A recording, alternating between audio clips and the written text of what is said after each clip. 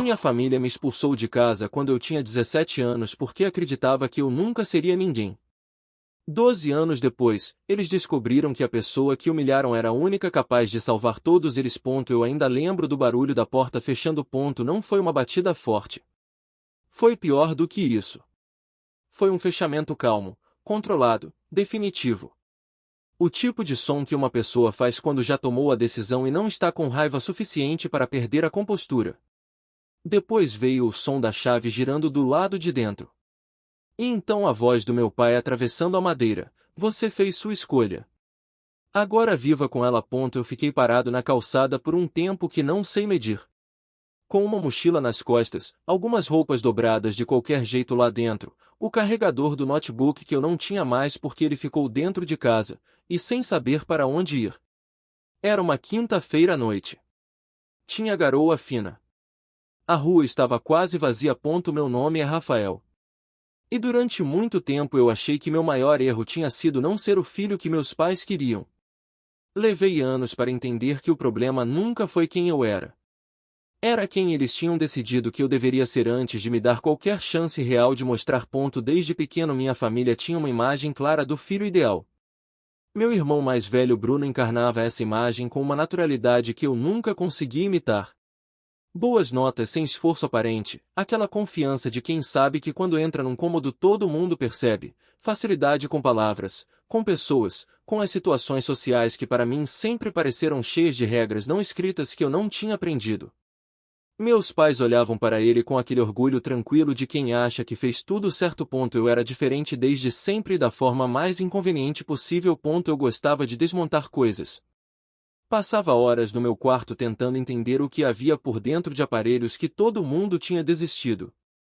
Um rádio velho que não pega mais sinal. Um computador de mais de 10 anos que trava no boot. Um celular de um modelo que ninguém usava mais com a tela quebrada, mas com a placa-mãe intacta. Enquanto Bruno sonhava com as coisas que meus pais sonhavam para ele, eu sonhava em criar algo que ainda não existia. Em resolver um problema que ninguém tinha resolvido ainda. Em construir alguma coisa a partir do zero com as próprias mãos. Para minha família aquilo não era sonho. Era desperdício de tempo com aparência de hobby. Minha mãe dizia que eu precisava parar de brincar e pensar no futuro. Meu pai completava dizendo que computador e internet não davam dinheiro, que eu precisava de uma profissão de verdade, que ficar no quarto desmontando coisa velha não ia me levar a lugar nenhum. Eu tentava mostrar o que estava aprendendo.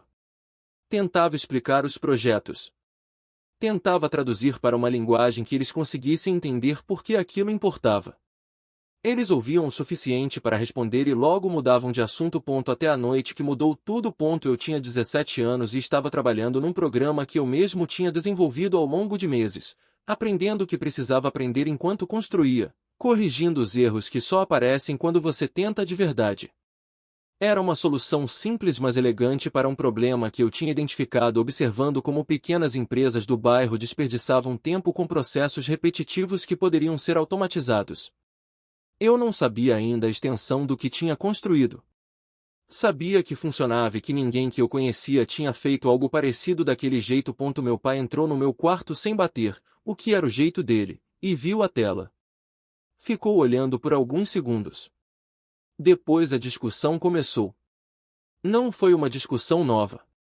Era a mesma discussão de sempre com volume mais alto e sem a contenção que normalmente nos mantinha dentro de certos limites. Ele disse que eu não ia virar ninguém sentado naquele quarto. Aquelas palavras ficaram suspensas no ar por um segundo. E então eu cometi o ato mais honesto e mais arriscado da minha vida até ali. Respondi: talvez eu nunca seja o que vocês esperam. Mas eu quero tentar ser quem eu sou. Meu pai ficou me olhando por um momento. Depois apontou para a porta e disse que se era assim eu que fosse. Achei que era a raiva do momento. Que em alguns minutos ele voltaria. Minha mãe estava no corredor chorando, mas não interveio. Bruno estava parado encostado na parede olhando sem dizer nada. Meu pai ficou com o braço estendido até eu pegar a mochila, colocar o que estava mais à mão, e sair. A porta fechou atrás de mim com aquele som calmo e definitivo. Naquela noite dormi num banco de rodoviária. Com frio, com a mochila no colo porque eu tinha medo de ela sumir enquanto eu cochilasse, e com a voz do meu pai passando pela cabeça em loop. A pior parte não era o banco duro, nem o frio, nem não saber o que viria depois. Era a dúvida. Aquela dúvida específica de quem foi mandado embora e fica se perguntando se quem mandou não tinha razão. Afinal, mais de manhã lembrei de uma coisa que meu avô costumava dizer. O único da família que sempre tinha me ouvido de verdade, que às vezes aparecia no meu quarto só para ver o que eu estava construindo e ficava ali em silêncio olhando como se aquilo tivesse valor. Ele dizia: quem não tem nada a perder tem coragem para tentar. Eu estava na rodoviária com uma mochila mal arrumada e sem saber para onde ir, não tinha nada a perder. Então comecei.